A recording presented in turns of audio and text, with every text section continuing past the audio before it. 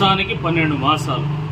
అందుకేనా సీఎం రేవంత్ రెడ్డి గారు ఈరోజు వరంగల్కి వచ్చి సభ పెడుతున్నది.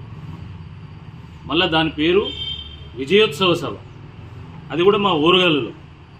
దయచేసి మా వరంగల్ ఇజ్జత్ తీయకండి. ఎందుకంటే వరంగల్ అంటే ఒక నమ్మకం, సంస్కారానికి ఒక నిలయం.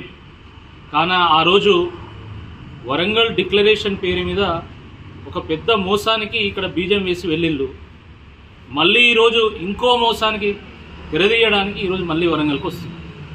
అయినా ఏ ముఖం పెట్టుకొని మీరు విజయోత్సవ సభ పెడుతున్నారు? ఏం విజయాలు సాధించాలని సంబరాలు చేసుకుంటున్నారు? రైతు బంధు చేయలేదు, రుణమాఫీ చేయలేదు, వడ్లు కొనుగోలు కావడం లేదు, ధర రావడం లేదు, ఉద్యోగాలు రావడం లేదు. మీరు చెప్పినటువంటి మహాలక్ష్మి 2500 రూపాయలు మహిళలకు కానీ, లేకపోతే కళ్యాణ లక్ష్మిలో తులం బంగారం కానీ, లేదా పెన్షన్ల పెంపు కానీ, రేషన్ కార్డులు కానీ ఏవి ఒక్కటి కూడా ఇప్పటివరకు నెరవేర్చలేదు. మరి ఏ ముఖం పెట్టుకొని మీరు ఇక్కడికి వస్తున్నారు? మళ్ళీ దీనికి విజయోత్సవ సభ అని పేరు పెడతారు. విజయోత్సవాలు చేస్తున్నాం అంటున్నారు. మీరు చేయాల్సింది విజయోత్సవాలు కాదు, మీరు చేయాల్సింది వంచనోత్సవాలు, మీరు చేయాల్సింది వైఫల్యోత్సవాలు, మీరు చేయాల్సింది విధ్వంసోత్సవాలు. సంవత్సరంలో సర్వనాశనం అయిపోయింది, రియల్ ఎస్టేట్ కుదేలైపోయింది, కన్స్ట్రక్షన్ రంగం ఆగమైపోయింది. ఈరోజు హోటళ్ళు, రెస్టారెంట్లు, ఈరోజు క్లాస్ స్టోర్ రూమ్స్, ఏ బిజినెస్ చూసుకున్నా కూడా మొత్తం కుదేలైపోయింది. ఇటువంటి ఈ నేపథ్యంలో మళ్ళీ మీరు సంబరాలు చేసుకుంటారా?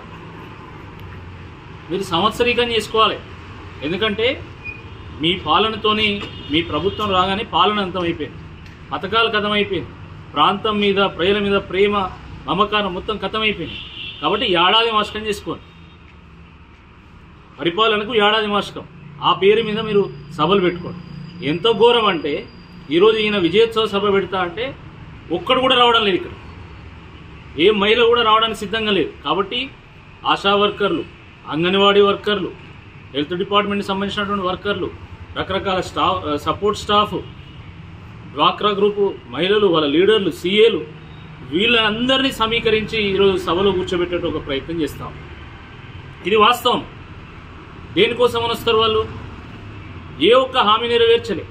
వరుస వైఫల్యాలతో రాష్ట్రం ఆగమాగము, 6 గ్యారెంటీలకు ఎగనామో, ప్రజలకు పంగనామో, ఇది కాంగ్రెస్ పార్టీ విధానం అన్న చందంగా మీరు పరిపాలన చేసి ఈరోజు మళ్ళీ సిగ్గు లేకుండా ఈరోజు మేము ఈ సభ పెడతామని ముందుకు వస్తున్నారు.